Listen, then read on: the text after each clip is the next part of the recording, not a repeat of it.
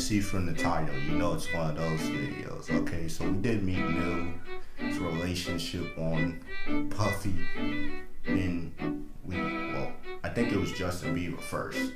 My fault. It was Justin Bieber first. Now we're kind of doing Biggie's relationship with Puffy, which means we're gonna go all the way back to the 90s.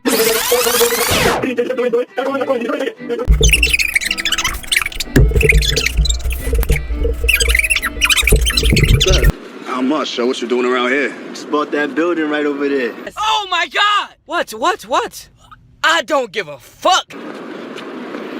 Damn, alright. What about you? What's up, Playboy?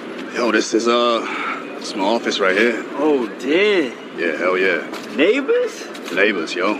Yo, how about that remix? The execs are going crazy.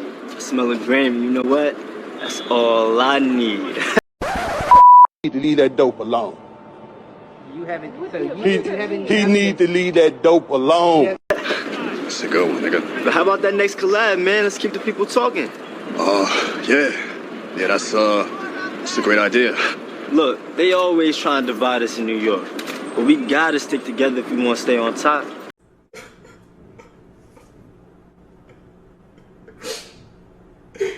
This nigga is trash. Word. Look, we gotta get to this lunch meeting real quick. So I'm gonna see you around. Word. Alright. Oh, brother, this guy stinks! As far as that Vibe interview, just read everything over. And read my reply, read their reply, read what people say. Everybody that was there knows what happened. I mean, my recollection of the story was I was shooting a video, the second half of Warning, which is on the B side of Big Papa. And I was shooting that around the block. And I heard my man was up at the studio doing a Junior Mafia session. So I got off at the reception area and I saw Andre and Little Sean. So I saw him saying what's up to me. I'm about to get on the elevator and he comes out shot.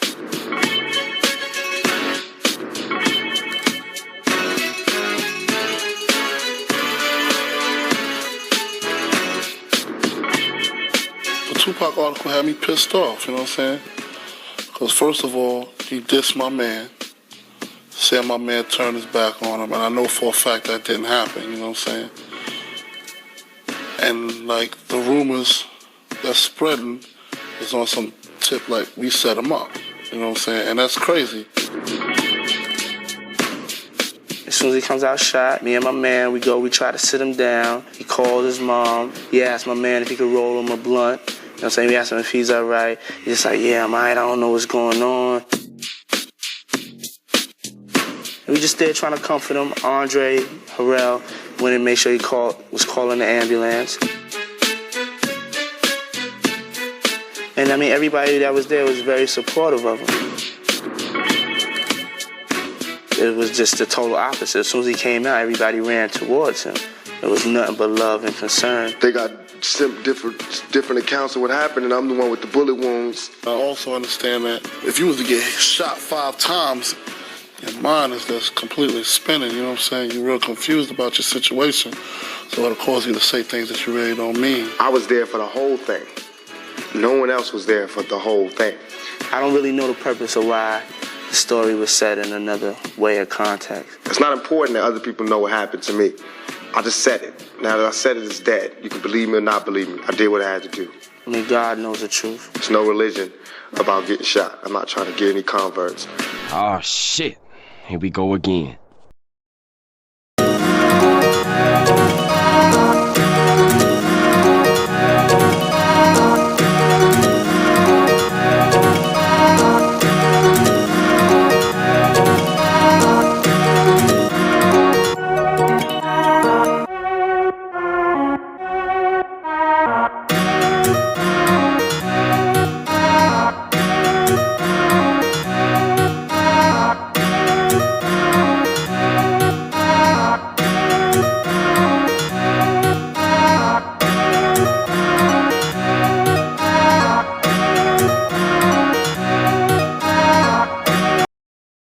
Tell you later,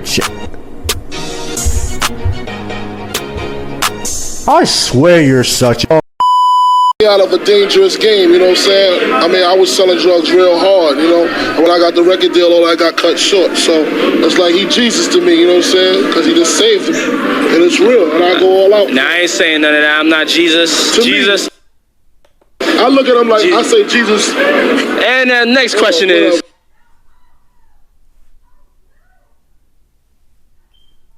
Biggie, don't let no grown man put his fucking hand on your mouth, bro. This nigga, I get it's all jokes and shit, but like, yo, where that hand been at? We don't know. And the next question is, watch out for the thunder out this month. He saved me. Love you. You get that?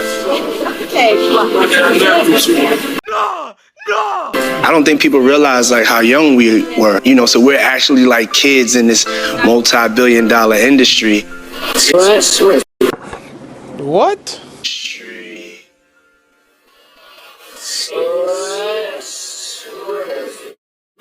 Am I UK? You know. Why did he say it like that? Your skin is so, yo. Okay. Two young men that really had a chemistry, really got along, and were just really enjoying. There was a genuine connection there, a genuine care. Menace and say Biggie looks ugly. Y'all need to chill off on that shit, bro. Like, please just chill. I get the man doesn't look like just chill, bro. Cause I remember a girl back in high school said some shit like that. Breaking news, something that I've never told anybody. This is a secret, something that, you know, will probably be in my book, but I'm telling y'all right now. The day that Biggie was killed, he wasn't supposed to be in LA.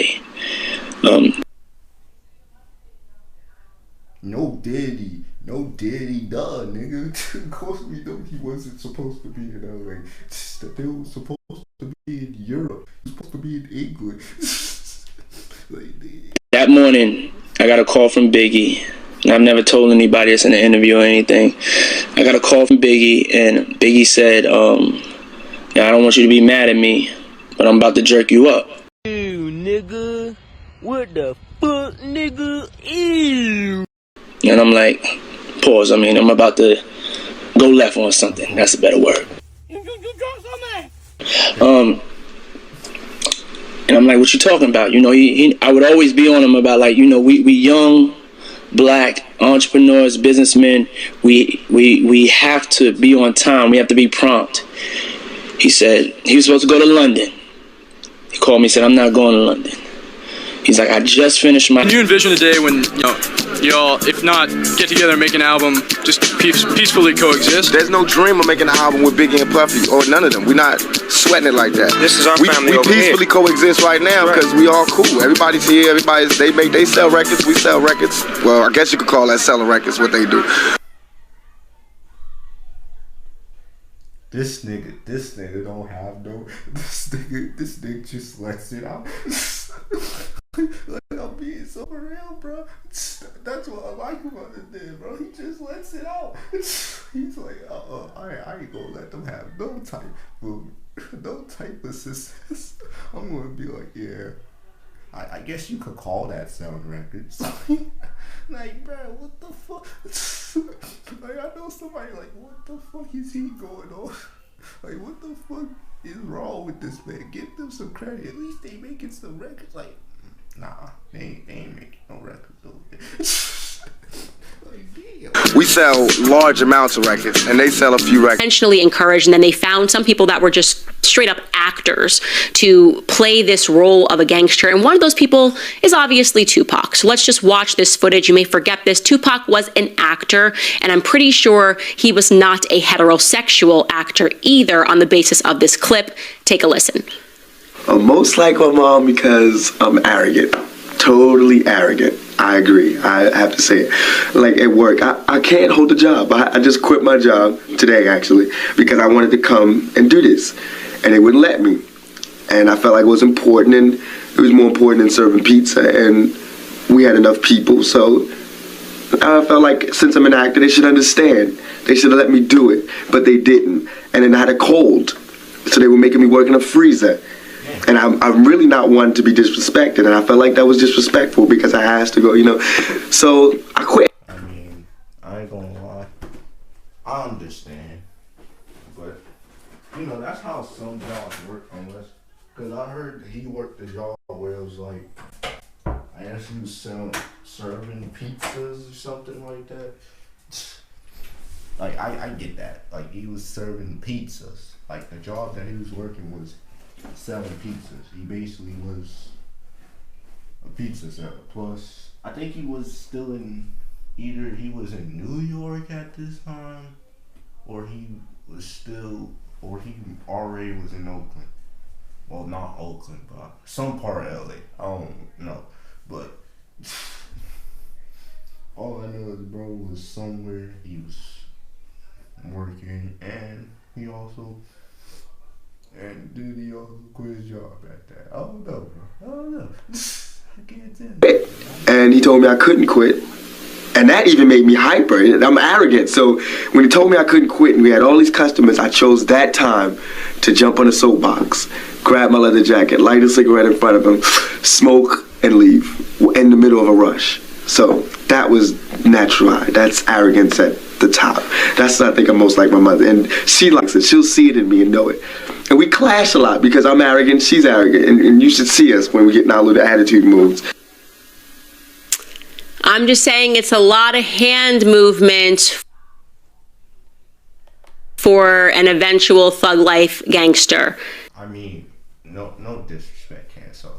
I'm going to say this in the real respectful way. Put in the music for this Candace. You do realize that nigga was like, I don't know, 18, maybe 19 years old. So he's young. He's kind of young. He's got a lot of energy and shit and stuff like that, bro. Nigga probably hasn't even got his, first whiff of you know what. But, bro, it's literally like that. Like, he hasn't got, even with people that, are like that, I don't think they move their hands that much. Like, bro moved his hands a lot, which you could have seen, but it was like, it's not proving that bro's gay. He's literally not. Like, come on, Candace.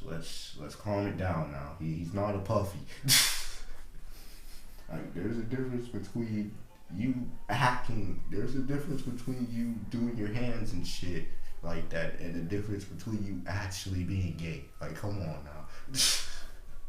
Like, let's not just call bro gay because he was moving his hands in this type of way. Like, come on now. Like, let's stop. And Biggie Smalls, Notorious B.I.G. What up? Himself. What's up, dog? Chillin'. What's happening? I thought he told people not to call him Biggie Smalls. Nigga should have talked to him kind of disrespect. Like, yo, I thought I told y'all not to call me that. I'm sorry I'm walking off camera. I had to censor or something because I literally lost the thing. But if I have it, then oh well.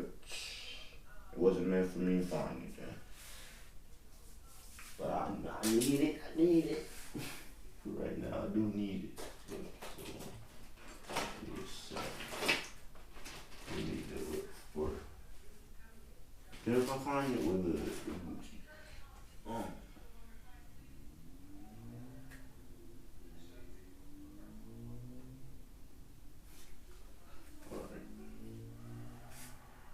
I guess I ain't gonna find it. Oh, wait a minute.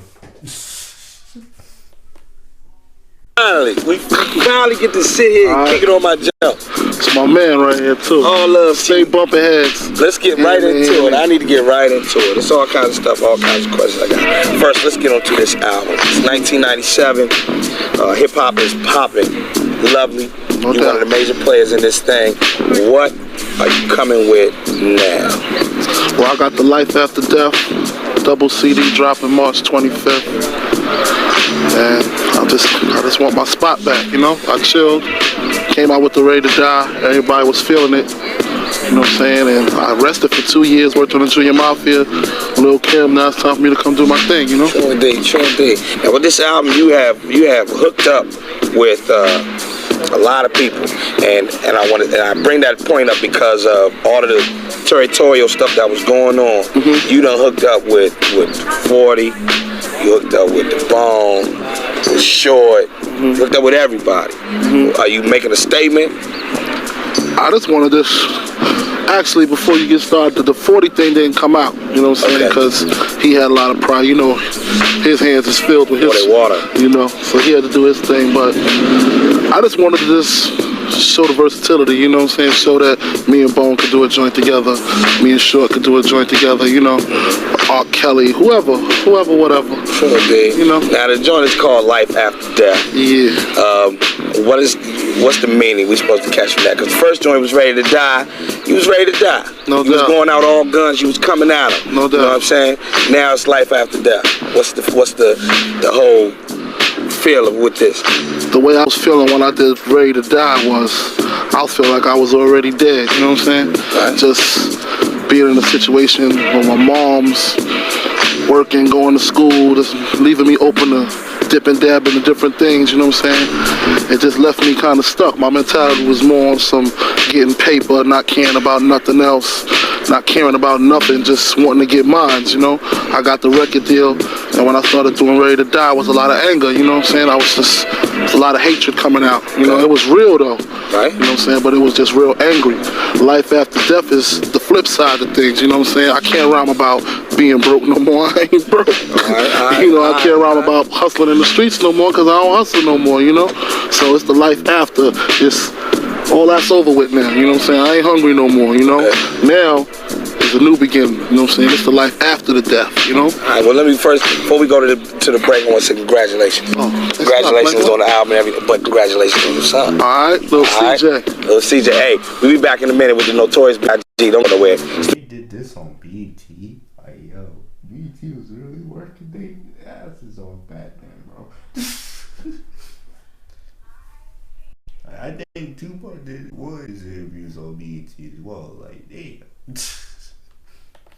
The Rap City thing, baby. With that situation, what did you learn anything from that? Out of all of that, where we sitting now, did you learn anything from that? Yeah, and it's a funny thing. I kind of realized how powerful Tupac and I was. You know what I'm saying? Because we two individual people, we waged a coastal beef. You know what I'm saying? One man against one man made a whole West Coast hate a whole East Coast and vice versa. You know what I'm saying? And that really bugged me out. Like, yo, Duke don't like me, so this whole coast don't like me. You know what I'm saying? I don't like him, so my whole coast don't like him. It just kind of let me know how much strength I had. So what I'm trying to do now, you know what I'm saying, with his untimely demise or whatever, I got to be the one to flip it and take my power and flip it like, yo, they gotta be dead, you know what I'm saying? Because he can't do that. You know what I'm saying? He can't be the one to be like, yo, I wanna squash it because he's gone. So I gotta take the weight on both sides. That's why I'm out here, you know what I'm saying? We hit every club, every radio station, you know. We get our little eye screws and everything, but I just tell them straight up, yo, you know you love me. It's real. Cause I mean, come on, you don't got ready to die? Let's be real. You gotta be real about it. I got the jump. Everybody I know got the jump. There you go. You know what I'm saying? Just because that man had a beef with me or I had a beef with him, that don't mean you can't like me.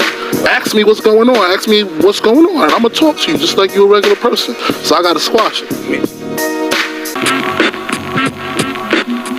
We back in the video shoot of Notorious B.I.G. Now, what's up with this video? What's the concept? You got boats, you got helicopters, you got dancers, you got everything. What's up with this joint? I just want my video to be hotter than Puffy's. Puff got the hottest joint right Puff now. Puff got the hot joint out in the desert, everything. Yeah, man. I just want my joint to be hot. I was like, I don't care what you do, man. Just make.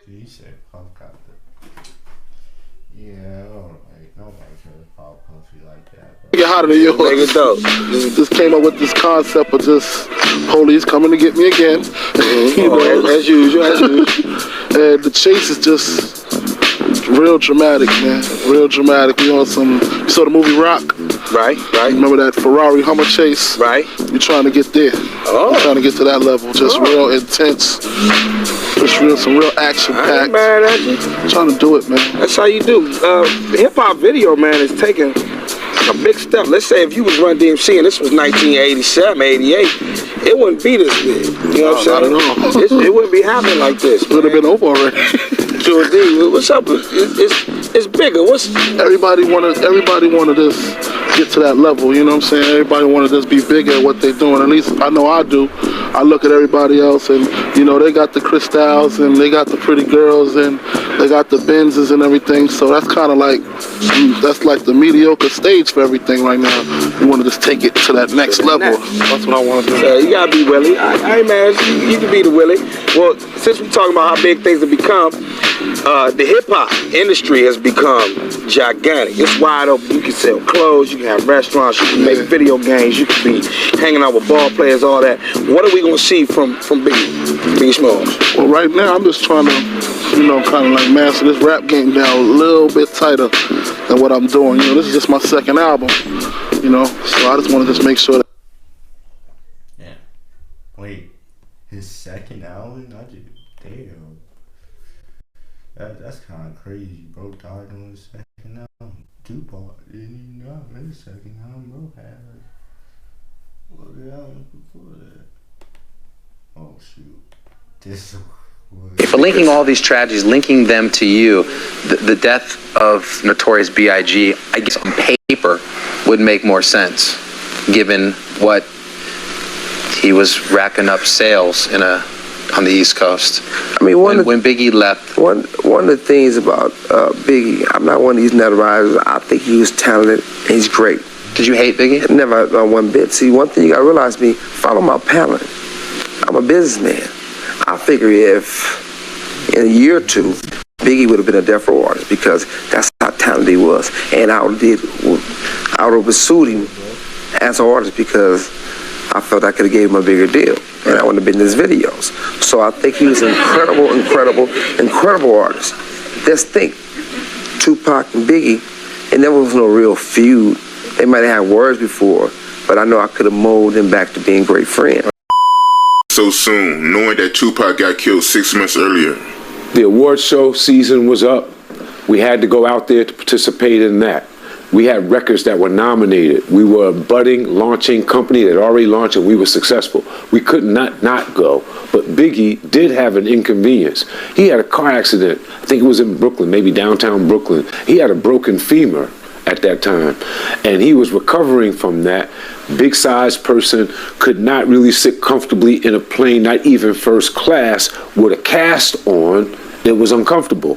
He was talked into going to the LA portion of the trip so that he could be out there ahead of time. He was out in LA so there wouldn't be a big rush and bustle to get him there. So I think he was out there for a good week and a half ahead of time leading into the event. So being out there, we came to follow up and have that night, and then he was supposed to, as per Arista marketing department, Arista, one of the best labels and distribution companies that you can have to back you, the legendary Clive Davis, who's backed so many artists, believed in Bad Boy so much, he put together a marketing campaign that was never seen before that campaign, and still wasn't seen, but it was put together so that Biggie could receive an international press junket in London with all press from around the world meeting him that Saturday, Sunday after the Friday award show night. He was supposed to go on an international flight with me. We have the itinerary still to this day. He was supposed to leave that early morning, go to London, and we would be out there for 2 or 3 days, and then he would go back to New York and go home. Diddy called Sean P. Diddy, whatever his name was during that time, called. I think it was Puffy. We don't fucking know. That didn't change his name more than he changes himself. Jesus fucking Christ.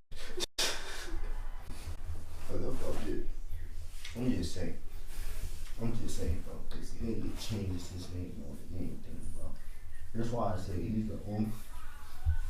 he's the only rapper in history that he changed his name more times than anyone, bro.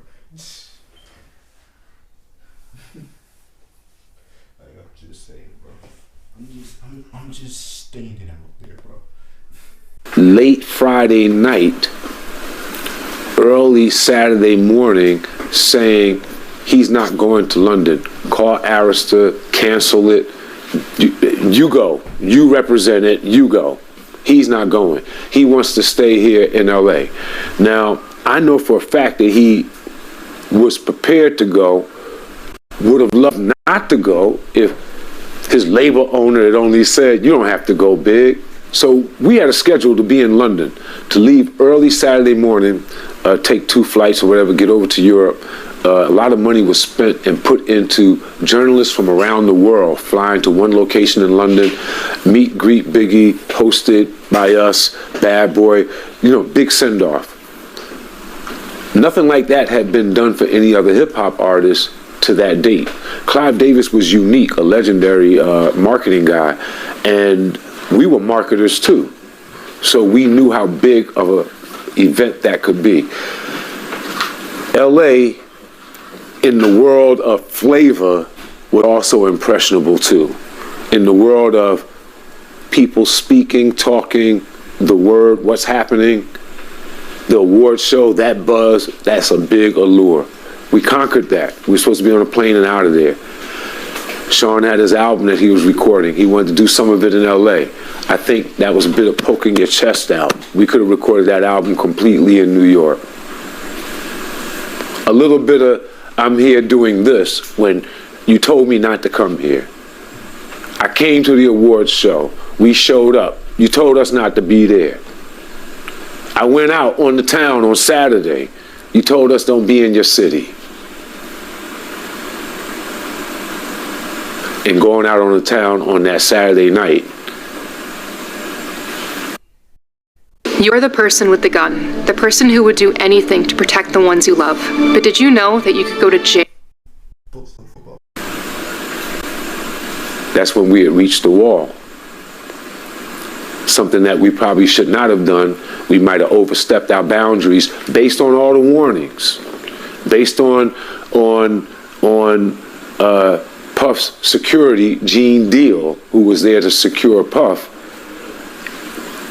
All the other warnings that we got, that we needed more security, the snafu in the business world came in like this.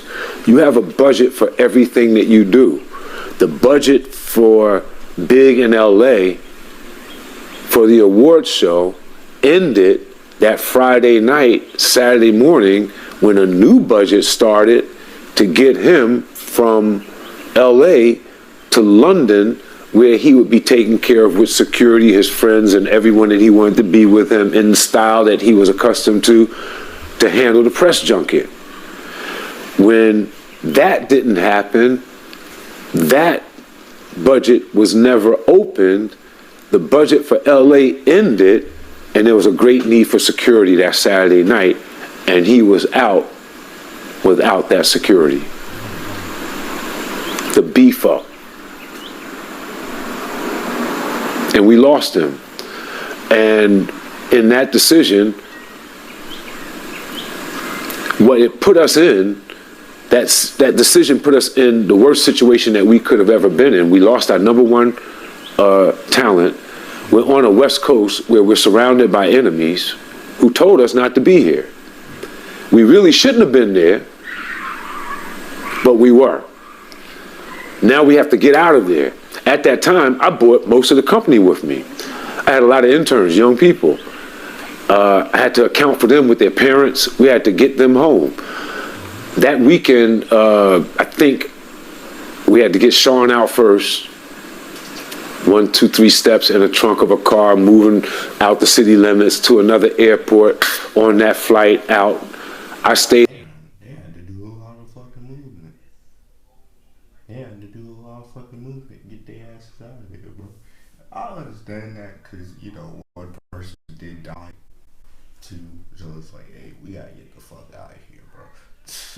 Like, I understand that, bro. Until Sunday-ish or so, making sure all the interns, all the executives, every last one of the kids that was out there with us was back east.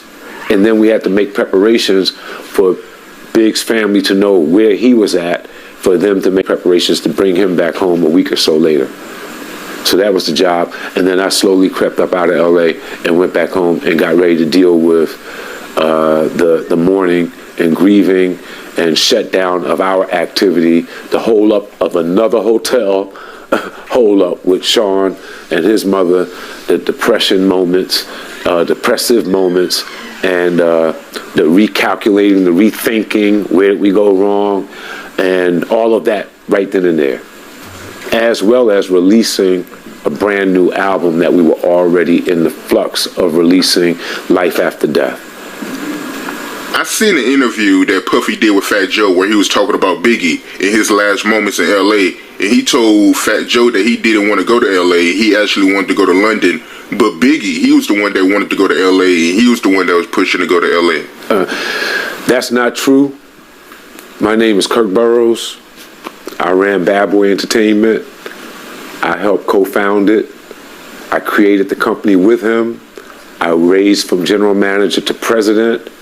And at that time, I put all of those business plans together. And Biggie didn't want to go to LA, ended up going. What got him out there was a week ahead of time to ease him into the whole award show. He may not have wanted to go to London, but was talked into it. First time ever, a rapper of your stature getting this treatment, that would be something he would be interested in doing. But he was easily talked out of it by Sean so that they can make an appearance at an event in LA that Saturday night. A part of the posturing of not only did we come to the award show, not only am I recording my album out here, and Big is going to help me with some of the writing and maybe do something out here where me and him did a song in LA, I'm out on the town. And it was just too much. You ever heard of someone doing too much? You're right. Yeah, there you go. Too much. But yeah, bro, that's so crazy. Bro tried to lie on. I knew he was lying about it, bro. I knew he was lying. He's lying ass, bro. Niggas need to stop lying, bro. Y'all niggas need to stop lying. Stop lying, bro. I already told some people, like, niggas, stop lying, man.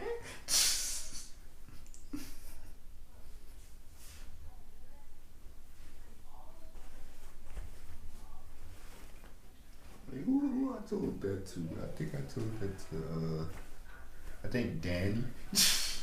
Like, Danny, stop lying, man. Like, please stop lying. Y'all need to stop lying, bro. Stop lying on people, especially the lying on the dead. No, lying on the dead is more crazy than lying on someone else. That's crazy. If you lying on the dead, you gotta suffer the consequences, bro. Cause ain't no way you lying on the dead, bro. Like, even though some people be like, well, what about that? No, lying, period, is, worse, but still, you lying on the dead is way worse than anything, bro. Because what you doing lying on a dead person? The fuck? Fucking crazy. Anyways, I'm done with the video. I'm kind of got to go look for something now because I'm trying to find this thing. But I can't find it. So we'll have to do something else with it.